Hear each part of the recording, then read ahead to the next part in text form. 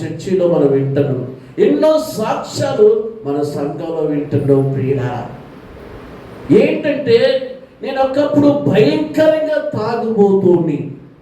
నేను కూలికి పోతే ఆ కూలి డబ్బులు తెచ్చుకొని తాగి రోడ్లంటే పడుకునేవాడిని. నా ఒంటి మీద బట్టలు కూడా ఉండకపోయేది.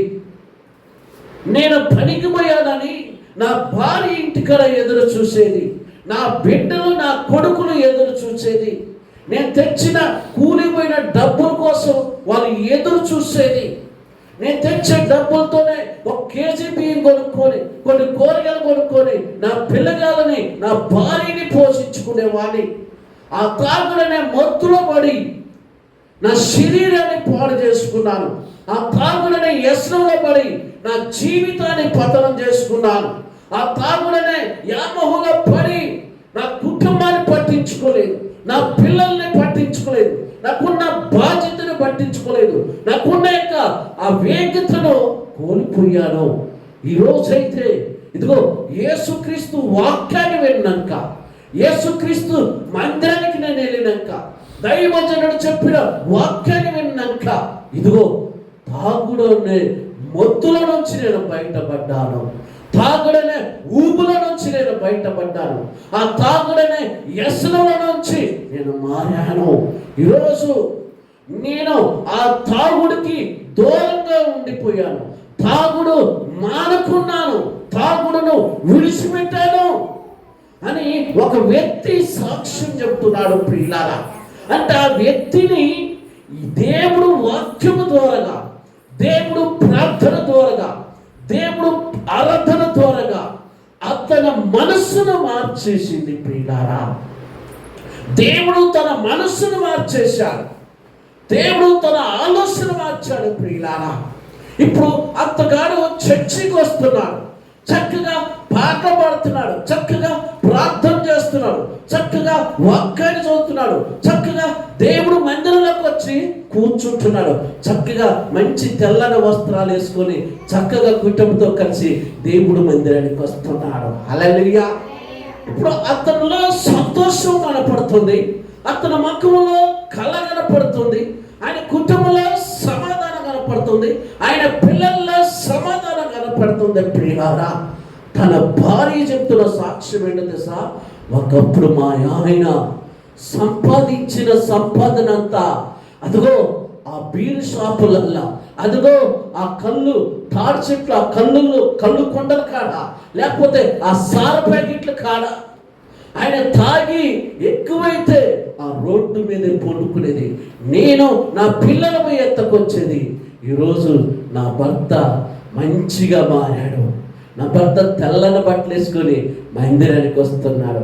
ఈరోజు నన్ను పోషిస్తున్నాడు, నా పిల్లగాల్ని చదివిస్తున్నాడు, నా కుటుంబాన్ని మొత్తం నా యజమానుడైన నా భర్త చూసుకుంటున్నాడని ఒక భార్య సాక్ష్యం ఇస్తుంది, ఒక భర్త సాక్ష్యం ఇస్తుంది.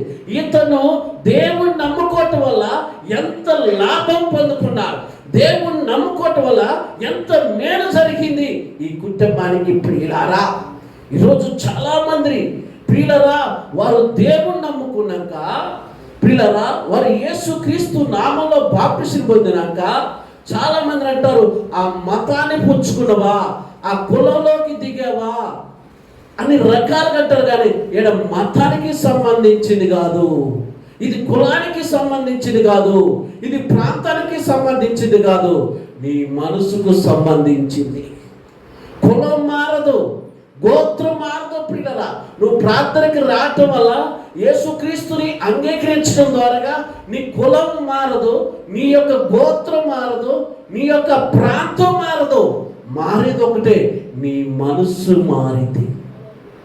మనస్సు మార్పిడి, మనస్సు మార్చుకో, దైవత్వం తెలుసుకో. ఒకప్పుడు నీ మనస్సు మారలేదు కాబట్టి ఈ రంగులోకులో ఆ తాగుడు వ్యసనాల్లో పడి నీ జీవితాన్ని ఆగం చేసుకున్నావు. ఇప్పుడు ప్రియులరా నీ మనస్సు మార్చుకుంటున్నావు, కానీ కులం మార్చుకోనట్లేదు, గోత్రం మార్చుకోవట్లేదు. ఇప్పుడు ఆ మనస్సు మారినాక, యేసుక్రీస్తుని సొంత రక్షకుని అంగీకరించినాక, ఆ కుటుంబం దేవుడి సన్నిధిలోకి వచ్చినప్పుడు ఇప్పుడు ఎవరు ఎక్కువగా సంతోషపడుతున్నారు, ఎక్కువగా ఎవరు ఆనందపడుతున్నారు? భార్య ఆనందపడుతుంది, నిన్ను చేసుకున్న కారించి నా జీవితంలో ఎప్పుడు ప్రశాంతత లేదు. నిన్ను చేసుకున్న కాంచి నా జీవితంలో ఎప్పుడు సంతోషం లేదు. నిన్ను చేసుకున్న కాంచి నా జీవితంలో దుఃఖమే, అవమానమే, కరువులే, ఇబ్బందులే, శ్రమలే అనుభవించాను. ఎందుకంటే నువ్వు తాగుడికి బానిసైపోయాడు కాబట్టి. ఎప్పుడైతే నువ్వు మారితే భార్య సంతోషపడుతుంది, నువ్వు మారితే బిడ్డలు సంతోషపడుతున్నారు, నువ్వు మారితే కొడుకులు సంతోషపడుతున్నారు. ప్రియులారా, అంటే దేవుడు వాక్యం ఏం చెప్తుందంటే నీ మనసు మార్పిడి జరగాలి, నీ మనస్సు మార్చుకోవాలి. కులాన్ని మార్చుకోని బైబిల్ చెప్పట్లేదు, గోత్రాన్ని మార్చుకొని చెప్పట్లేదు, కానీ నీ మనస్సు మారాలని చెప్తుంది బైబిల్. నీ మనసులో అనేకమైన వ్యసనాలకి బానిసైపోయింది నీ హృదయం, అనేకమైన అలవాట్లకి మారిపోయింది. కాబట్టి దేవుడు చెప్తున్న మాట ఏంటి తెలుసా? నీ మనస్సు మార్పిడి, మనస్సు మార్చుకోవాలని వాక్యం చెప్తుందండి. ప్రియులారా, ఈరోజు ఆ కుటుంబం ఎంత సంతోషపడుతుందో ఒకసారి ఆలోచించండి.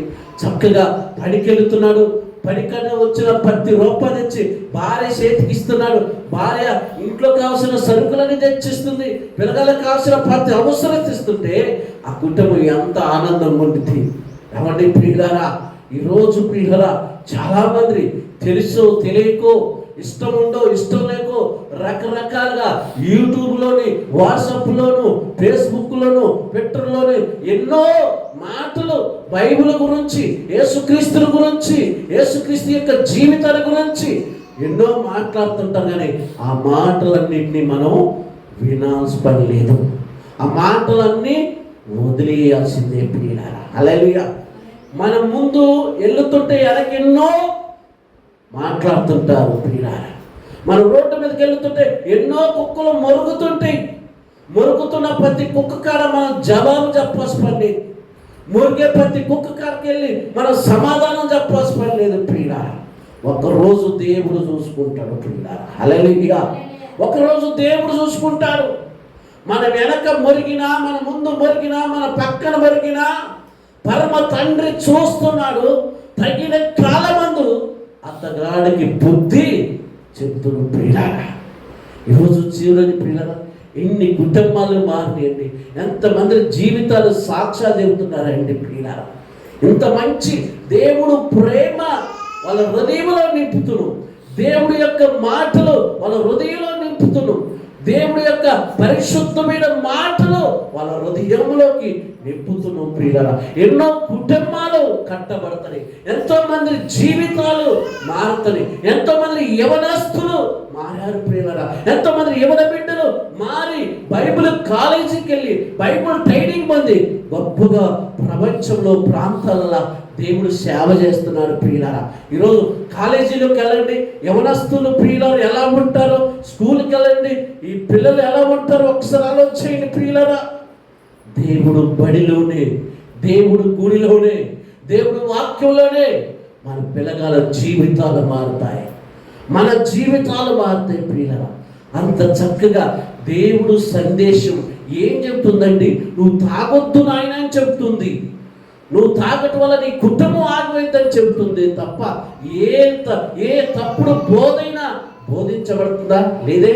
కుటుంబం మంచిగా ఉండాలనే చెప్పేది, పిల్లలు మంచిగా ఉండాలనే చెప్పేది, భార్య మంచిగా ఉండాలనే చెప్పేది, భర్త మంచిగా ఉండాలనే చెప్పేది, యవనస్తులు మంచిగా ఉండాలని చెప్పేది, మన తోటి వారిని ప్రేమించాలనే చెప్పేది, మన తోటి వారి కోసము ప్రార్థించాలనే చెప్పేది.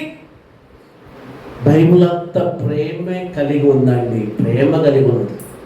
ఈరోజు ప్రియులారు చాలామంది ప్రార్థన పోదామా వద్దా, చర్చిలో పోదామా వద్దా సందేహము, పాట పాడదామా వద్దా సందేహము, ప్రార్థన చేద్దామా వద్దా సందేహము, ప్రార్థన పోతూ వాళ్ళు చూస్తారో ఏమనుకుంటారో సందేహము.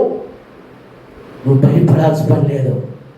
తప్పు చేస్తే భయపడాలి, తప్పు చేస్తే తలదించాలి, తప్పు చేస్తే తలదించాలి. కానీ ప్రియులారా, నువ్వు ఆరాధిస్తున్న వంటి దేవుడు, ఆయన దగ్గరకు వస్తున్న వంటి దేవుడు ఎటువంటి వాడు తెలుసా? ఈ భూమికి అధిపతివైనటువంటి దేవుడు. చప్పట్ల కొద్దామా ప్రియులారా? హల్లెలూయా. ఈ భూమి ఆకాశాలు సృష్టించిన దేవుడు ప్రియులారా. ఈరోజు తప్పు చేసిన వాడే సిగ్గుపడట, తప్పు చేసిన వాడే భయపట్ల, దీపం కలిగిన దేవుడి సన్నిధికి వస్తున్న మనం ఎందుకు భయపడాలి? ఒక్కసారి ఇలా ఎన్నో సాక్ష్యాలు ఉన్నాయి. ఈరోజు ప్రియుల సమాజానికి ఒక మంచి సందేశాన్ని అందిస్తున్నాం, ప్రజలకి మంచి సందేశమే అందిస్తున్నాం.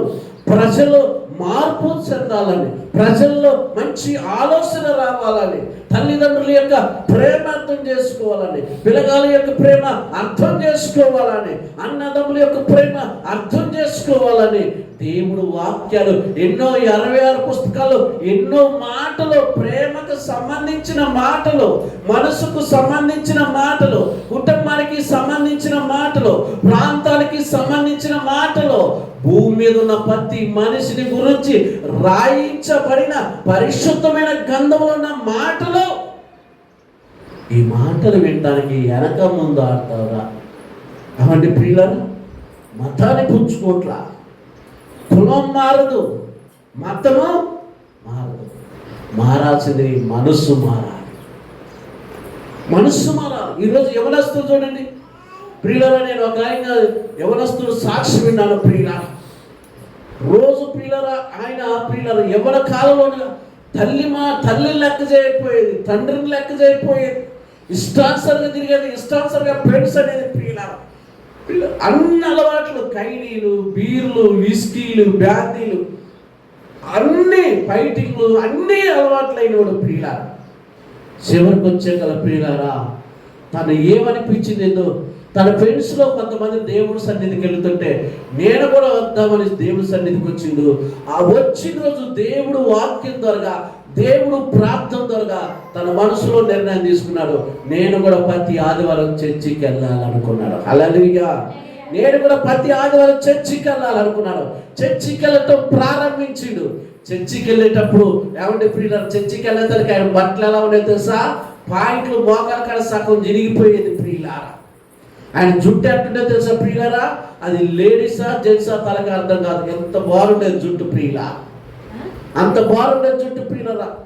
ఆయన నోరు తెరితే ప్రియులరా, ఆ 32 పళ్ళు ప్రియులరా, అమ్మలో కైనీలు తిని ప్రియులరా ఎలా ఉండేదంటే ఒక 3-4 నెలలు గాబు రొద్దు పాస్ పెట్టి ఎలా ఉండేదో అలా ఉండిద్ది అనమాట ప్రియులారా. అటువంటి జీవితం. ఆయన పక్కన కూర్చోవాలంటేనే బ్యాడ్ స్మెల్.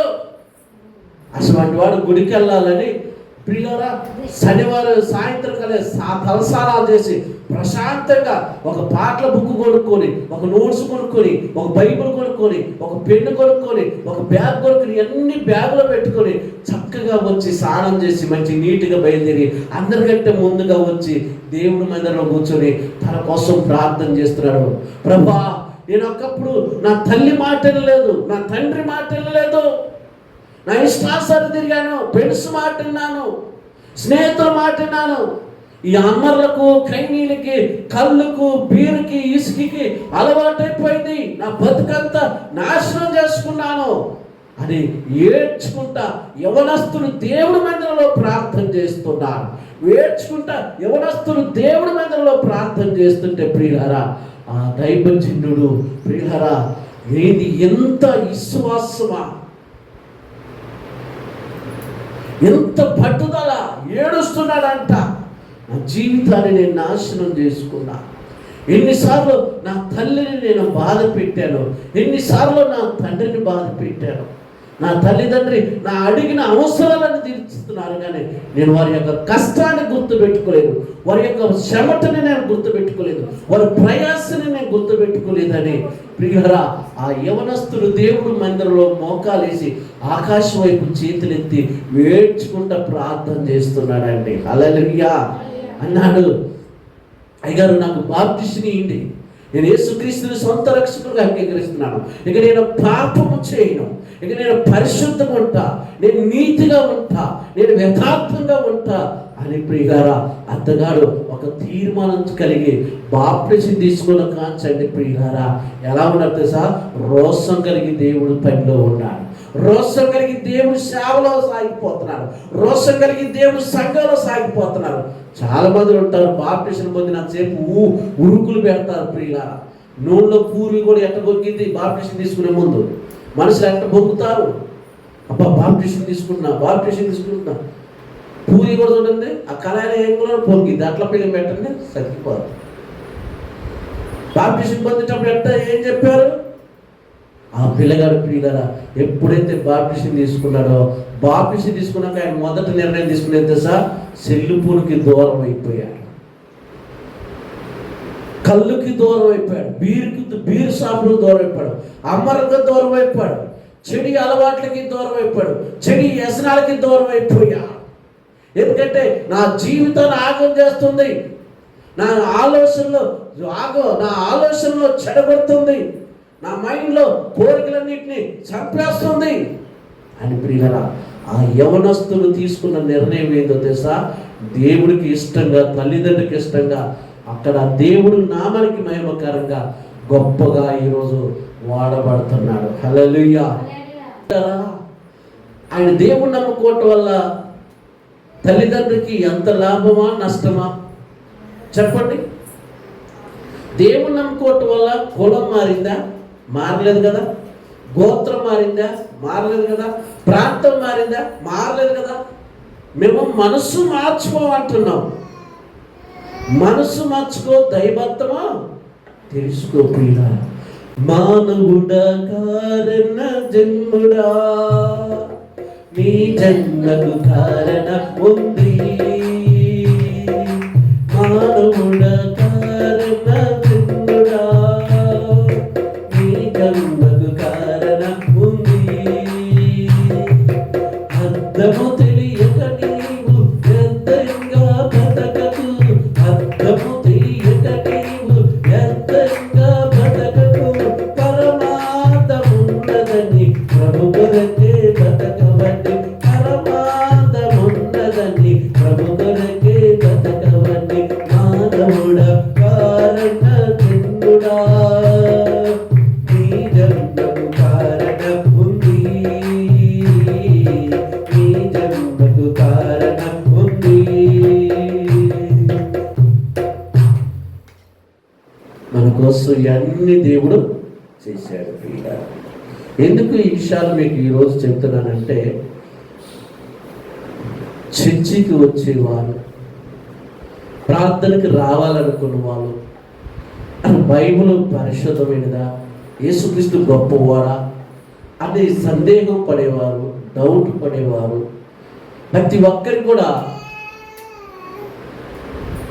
సంఘంలో జరిగే సాక్ష్యాలు, మందిరంలో జరిగే సాక్ష్యాలు నేనా మనలో మార్పు రావాలి. హల్లెలూయా. బైబిల్ ఏం చెబుతుందంటే, ఒక్కసారి చూద్దాం ప్రియులారా, బైబిల్ ఏం చెబుతుందో నిర్గమకాండం 20వ అధ్యాయము చూద్దాం ప్రియులారా. 12వ వచనం.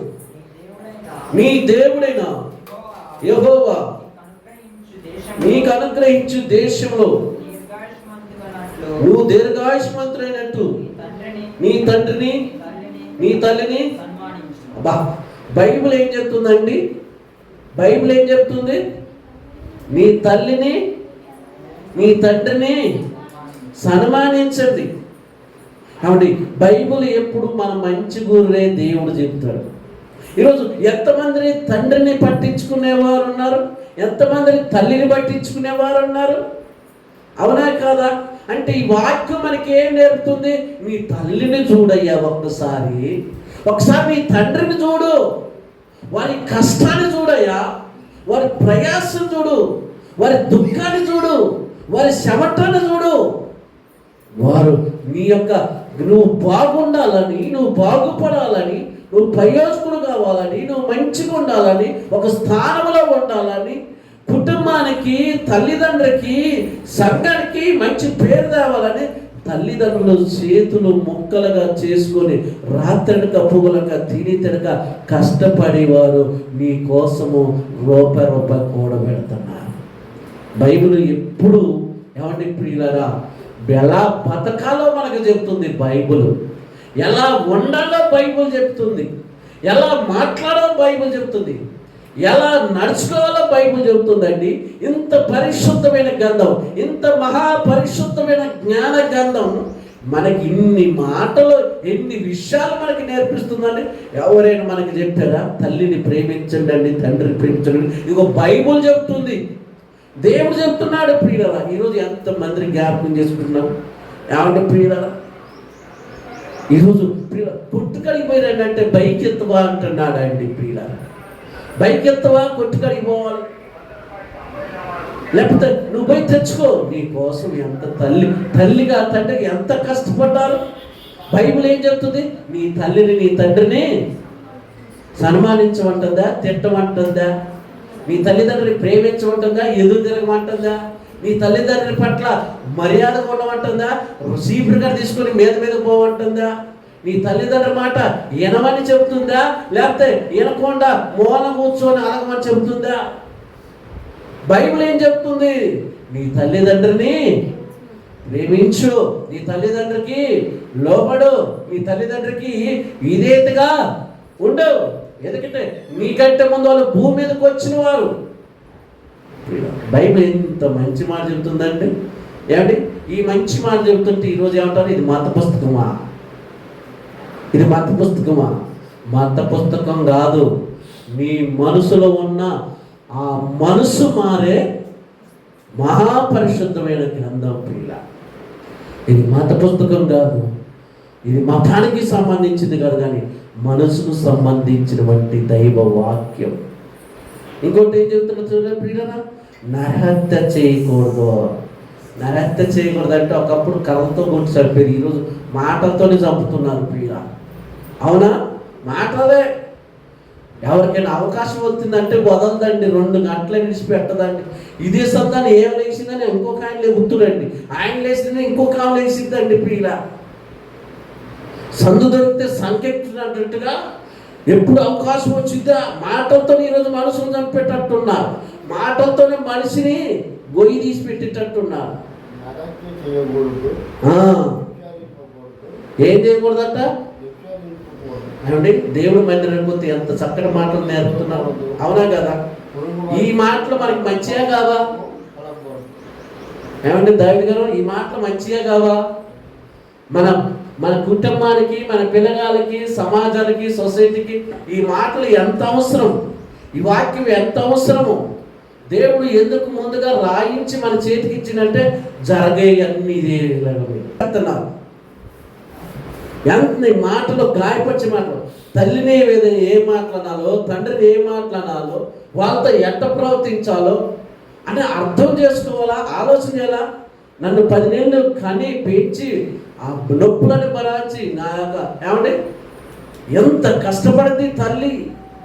ఈరోజు అమ్మ కొద్ది పని చేయమంటే నా శాత కాదు, అమ్మ ఏదైనా పని చేయమంటే నా శాత కాదు. ఏమండి ప్రియుల, రేపు వీళ్ళు తల్లిదండ్రులు పోవ పెడతారా, తల్లిదండ్రులు చూస్తారా?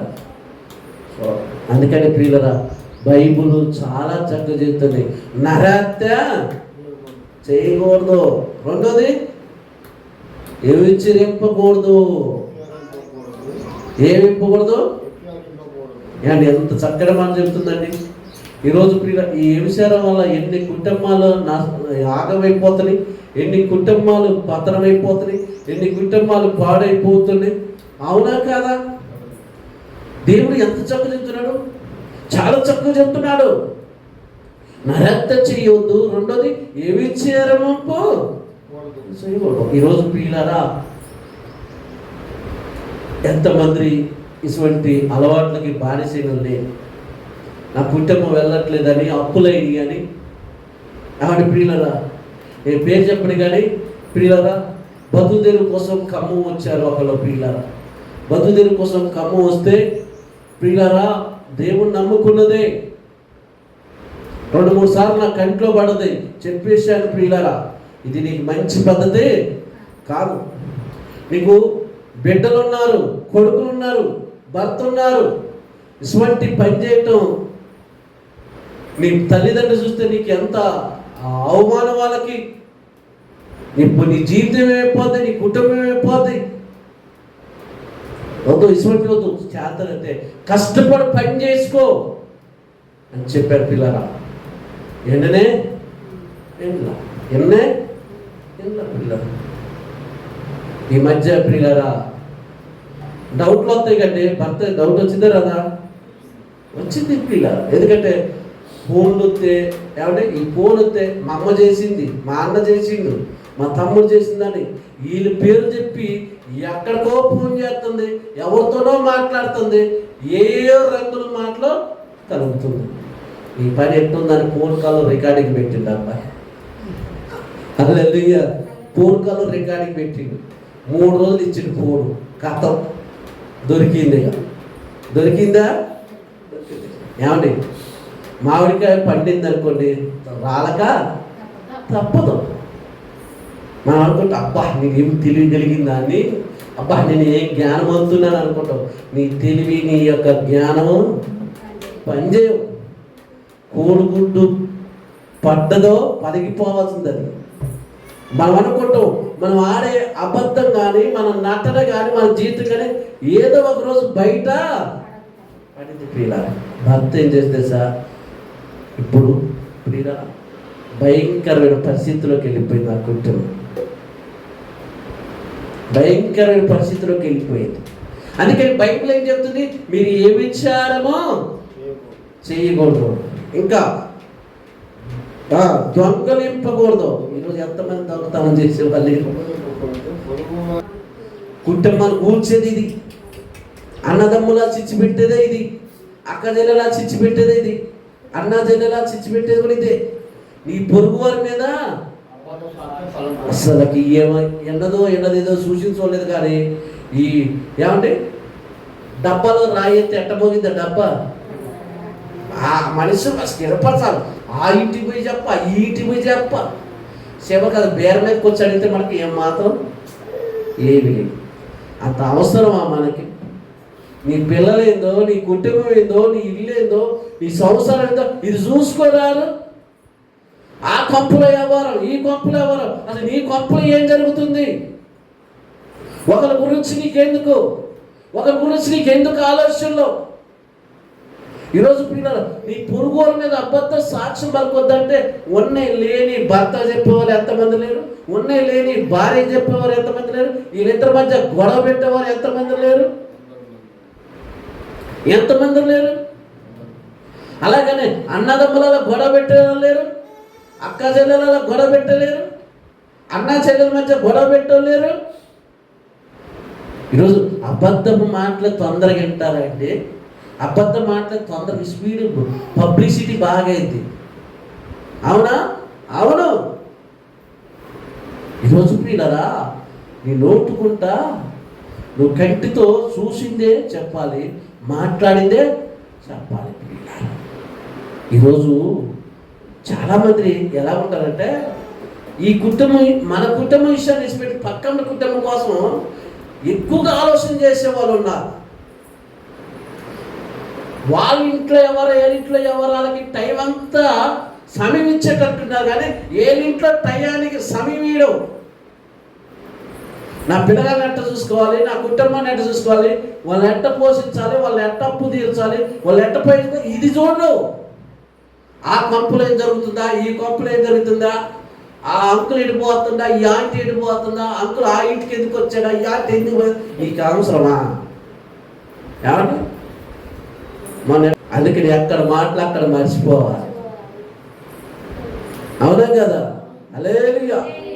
ఈరోజు ప్రియులరా నీ పొరుగువారి మీద అబద్ధ సాక్ష్యమో పలకూడదు. పొరుగువారు అంటే ఎవరు? ఆ ఊరు నుంచి వస్తారా, మన ఇంటి అంటోడే, మన ఇంటి పక్కంటోడే. ఎవరు ఎక్కడి నుంచో రారు. మనం మంచిగా బతికినా వారు, మనం మంచి బట్టలు వేసుకున్నా వారు, మనం మంచిగా వస్తువులు కొనుక్కున్నా వారు, మనం మంచిగా సమాజంలో మంచి పేరు తెచ్చుకున్నా వారు, కష్టపడి రూపాయి సంపాదించుకున్నా వారు. ఇవి వచ్చే గుణం కాదు. అందుకే నేను అప్పుడప్పుడు చెవిటోడు కానీ పోయి ఎంత చక్కగా పాటలు పాడు వాడికి ఏమైనా వినపడిద్దా? మనం కూడా కొన్నిసార్లు అలాగే ఉండాలి. వాక్కుంటాడు, తిట్టోడు తిడతాడు, ఏడుచుడు ఏడుతాడు, పూడు పూడుతాడు, నిందలేసుడు వేస్తాడు. మన అవన్నీ డోంట్ కేర్, నథింగ్. వాటన్నిటినీ పట్టించుకోకూడదు. మనకేంటి, మన గోల్ ఏంటి, మన గురేంటి, మన ఆలోచన ఏంటి, మన కుటుంబం, మన పిల్లలు, మనకున్న అవసరాలు ఏంటి, మనం చేసుకునే పని ఏంటి, మనం ఎలాగా సమాజంలో సొసైటీలో ఒకరితో మాట్లాడకుండా, మాట అనిపించుకోకుండా నేను నా కుటుంబాన్ని దేవుడిలో పెరగాలి. హల్లెలూయా. ఇంకా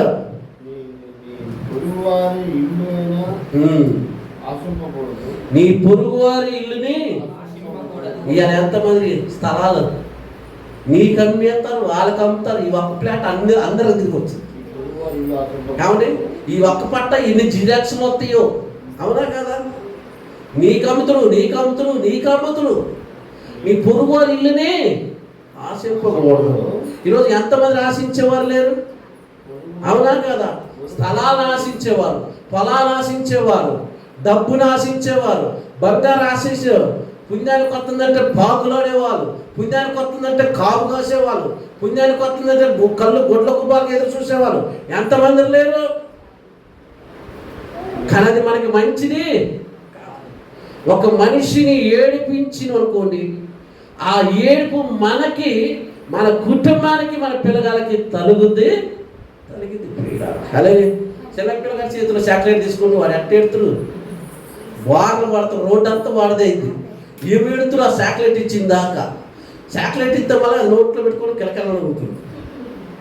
అలాగే మీ పొరుగు వారి ఇల్లుని ఆశింపకూడదు. ఇది మరి డేంజర్ అయిపోయింది. ముందు భార్య కాడికి వద్దాం. నీ పొరుగువారి భార్యని, అతని దాసిని, అతని దాసురాలను, అతని ఎద్దులను, అతని గాడిదను, నీ పొరుగువారు దేన్ని ఎలాగున్నారండి? దొంగపూలు పట్టే వాళ్ళ రోడ్ల మీద ఎట్టక అవకాశం లేరు. అవకాశాలు బట్టి, మాటలు బట్టి, అవునా లేరా? ఎవరికైనా బాగలేకపోయింది అనుకుంటే మనకి నేను ఏదో సాయం చేసేవాళ్ళు పోతారు, 4 మాటలు చెబుతారు, ఒక 500 ఆశ చూపిస్తారు. ఆ జీవితాన్ని ఎలాగ తిప్పుకుంటాడు వాళ్ళ సిచ్యువేషన్ బట్టి. నీ పొరుగువారి భార్యని ఆశింపకూడదని చెప్తుంటే ఈరోజు, అవునా కదా? ఇలా నువ్వు రోడ్ల మీద తిరుగుతున్నావు, నీ ఇంట్లో ఉన్నోళ్ళు ఇంకో రోడ్డు ఎక్కుతారు, అవునా కదా? ఈరోజు అయ్యా కదా జరిగేది. నువ్వు ఎక్కడికో వాటిలో పోయి భోజనం చేస్తున్నావు, నీ ఇంట్లో పోయి ఇంకొక వాటిలో భోజనం చేస్తావు. నువ్వు మంచిగా ఉంటే ఇంట్లో వాళ్ళు కూడా మంచిగా ఉంటారు, నువ్వు మంచిగా మాట్లాడితే వాళ్ళు కూడా మంచిగా మాట్లాడతారు. ప్రియుల దేవుడు వాక్యం చెబుతుంది, దాసినైనను. ఈరోజు ప్రియులరా, ఈ మధ్య పేపర్లోకి వచ్చింది, ఇళ్ళలో పనిచేసే వాళ్ళు కూడా ఎంత ఇబ్బంది పెట్టే వాళ్ళు కూడా లేరా? ముందు డబ్బులు ఇచ్చి, ముందు వాళ్ళ అవసరాలు తీర్చినాక, ఇగో నువ్వు నాకు ఇది చేసి పెట్టాలి, అది చేసి పెట్టాలి, లేకపోతే ఇదిగో నా డబ్బులు కట్టంటే అలా వంగిపోయిన వాళ్ళు ఎంతమంది లేరు? అలా బానిసైన వాళ్ళు ఎంతమంది లేరు? ఎంతమంది జీవితాలు పతనం చేసుకునలేరు? ఎంతమంది కాపురాలు కూర్చుకునలేరు?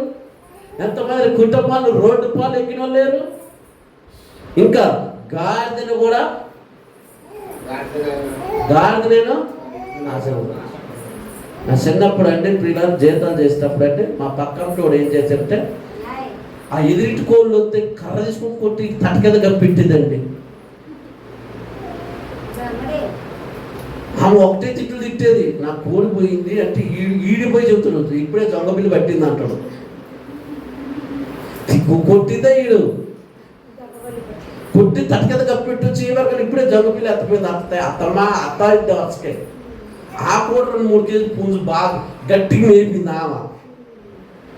చూడండి ప్రియుల, ఇక్కడ పురుగు వారి సొమ్ముని ఈరోజు ఎంతమంది లేరు? కోళ్ళు దొంగతనం చేశారు, దండం మీద ఖండాలు వేసుకోవాలి, ఎంతమంది లేరు? ఎవరు? నేను ఈ మధ్య ఒక చర్చికి పోతే నా కొత్త చెప్పులు తీసుకొని పోయాను, దేవుడికి స్తోత్రం. మళ్ళీ అందరు పాత్రకు వచ్చాడు. అందుకని చెప్పులు ఏం చేస్తారంటే నేను తెచ్చుకొని మంచం కింద పెట్టుకుంటాను, ఇష్టపడి కొనుక్కున్నాను. హల్లెలూయా. మళ్ళీ అంతా పాత్రకు వచ్చాడే, స్తోత్రం అంటున్నారు, చేసే పనులు చేస్తున్నారు. ఇప్పుడు ఇట్లా చేస్తుంటే ఎవరు నమ్మాలి? ఎవరైనా ఇంట్లో రమ్మనుకోమా? ప్రాణి బుద్ధి అయితే ఆలోచన చేయండి ప్రియులారా. హల్లెలూయా. ఈరోజు ఖండాలు పోయేవాళ్ళు అయ్యకు ఎవరి ప్రియులారా, ఒకసారి నా దండం మీద 2 సక్కాలు కొత్త సక్కాలు వేసి నీ దండం మీద సాయంత్రం కల్లా ఇక ఆడరాల. దేవుడికి స్తోత్రం. ఊరు వేసిపోతున్నారు తెలియట్లా. హల్లెలూయా. ఎందుకు చెప్తున్నా అంటే ఇప్పుడు వాక్యం చెప్తుంది కాబట్టి, నీ పొరుగు సొమ్ము దేన్ని ఆశించకూడదు. నువ్వు ఆశించినవు రేపు మళ్ళీ నీకు జరిగింది ప్రియుడ. కింద నీ పురోగ దేన్ని నువ్వు ఆశింపకూడదు ఉండదని చెప్పిను. దేవుడు ఆజ్ఞలో చెప్పిన మాటలండి ఈరోజు కుటుంబానికి కావలసిన మాటలు, సమాజానికి కావలసిన మాటలు, ప్రజలకు కావలసిన మాటలు. దైవ గ్రంథం 66 పుస్తకాలలో దేవుడు అద్భుతముగా పరిశుద్ధాత్మతో 40 మంది ప్రవక్తల ద్వారా రాయబడినటువంటి గ్రంథములో ఎంత విలువైన మాటలు ఈరోజు మనం వింటున్నాం, నేర్చుకుంటున్నాం, చదువుకుంటున్నాం, మన జీవితాలు సరి చేసుకుంటున్నాం, మన కుటుంబాలు సరి చేసుకుంటున్నాం. దేవుడిలో చక్కగా మనం వెతుకుతున్నాం ప్రియులారా. హల్లెలూయా. ఎవరి మాటలు వినాశపడలేదు, ఎవరి మాటలకి చెవులు శాటం చేసుకొని నువ్వు ఉండాల్సిపడలేదు పిల్లరా. నువ్వు ప్రార్థన చేసుకో, పాటలు పాడు, బైబిల్ చదువు. దేవుడు నిన్ను, నీ కుటుంబాన్ని దీవిస్తాడు. హల్లెలూయా. ఈరోజు ఎవరు మాట్లాడినా కానీ ఎవరిని నమ్మకూడదు, ఎవరిని నమ్మకూడదు. వినపడుతుందా? తిడుతున్నా, ఏ విమర్శలు చూస్తున్నావు ఇక్కడ? వీళ్ళందరికంటే నువ్వు మటుకు నా మీద బాగా కన్ను దృష్టి పెట్టినావు. హల్లెలూయా. పిల్లరా, ఎవరిని నమ్మకూడదు. నమ్మితే మోసం చేసేవారు. కానీ మనతో ప్రేమగానే ఉంటారు, మనకి మంచిగానే వందనాలు పెట్టేటట్టుగా ఉంటారు, మనకి ప్రైజ్లానే పెట్టేటట్టు ఉంటారు. మన ముందు బాగా ఎంత బతిపడాలుగా నటిస్తారు, అబ్బాయిలైనా అమ్మాయిలైనా. నాకు అర్థమైపోద్ది, అప్పు ఈ బతి అన్నాలు సాగిద్ది అనుకుంటా. నాకు అర్థమైంది కాదు. ఇప్పుడప్పుడు 15 సంవత్సరాలు ఈ సేవలోకి రాబట్టి ఎవరు ఎటువంటి గుణం అనేది ఊగినే తెలిపోతారు. పెద్దోళ్ళు ఊకల్లా అన్నం మెతుకు కొట్టుకుంటే చాలంట, అన్నం కొండంత దోడాల్సి పడలే. హల్లెలూయా. కానీ ఒక్కటి మాత్రం చెబుతున్నాం, బతికిన 4 రోజులు బతికిన కానీ నలుగురు మన గురించి ఏడ్చేటట్టు ఉంటారు, కానీ నలుగురు మనల్ని ప్రేమించేటట్టు ఉంటారు, కానీ నలుగురు గుండెల్లో మనం నిలిచిపోవాలి. దేవుడు రాజ్యాల్లో మనం ఉండాలి, అలా బతకాలి. ఒక ఆమె చచ్చిపోతే ఆమె శవాన్ని పోయటానికి కూడా కొడుకులు రాల, కుళ్ళిపోయి వాసన వచ్చేసింది. ఈ గుండె ఉంది కదా, ఈ గుండె పట్టి పగిలిపోయి చచ్చిపోయింది. 3 రోజులు ఆ వంతునే ఉంచారు, ఊరు పోట్ల. చివరికి మున్సిపాలిటీలు వచ్చారు ఆమెను గాలేయటానికి. కోట్ల కొని ఉంది ఆస్తి. ఎందుకు? మొత్తం మోసం చేసింది, అబద్ధాలు ఆడింది, జిమ్ముక్కు చేసింది. చివరికి అంత ఘోరంగా కన్న బిడ్డలో కన్న కొడుకులు పోలేకపోయారు. అంత కంపు వాసన ప్రియుల. ఇది మన జీవితం, అవునా కదా? ఎన్నిసార్లు ఇప్పుడు నువ్వు 4 సార్లు స్నానం చేసిరా, మళ్ళీ రుద్దు మట్టే వచ్చింది నీకు. మైసూర్ శాల సొప్పు పెట్టు, లైబర్ సొప్పు పెట్టు, సంతూర్ సొప్పు పెట్టు, మళ్ళీ నువ్వు స్నానం చేసి బయటిగా రుద్దు ఏమొచ్చింది? ఎందుకు? మన మట్టి నుండి వచ్చిన వాళ్ళం మనం. ఎంత అసలు అర్థంలో ముఖం తీయమండి. మళ్ళీ దేవుణ్ణి నమ్మండి, వాక్యాన్ని నమ్మండి. దేవుడు సన్నిధిలో మనం గడిపితే దేవుడు మాటలు మిమ్మల్ని ఎంతగానో బలపరుస్తాయి. ఎవరి మాటలో నమ్మదు. దేవుడు వీటి మాటలు మీ హృదయంలో భద్రపరిచి మిమ్మల్ని మీ కుటుంబాలను దీవించును గాక. ఆమేన్. అమ్మగారు ప్రార్థన చేసి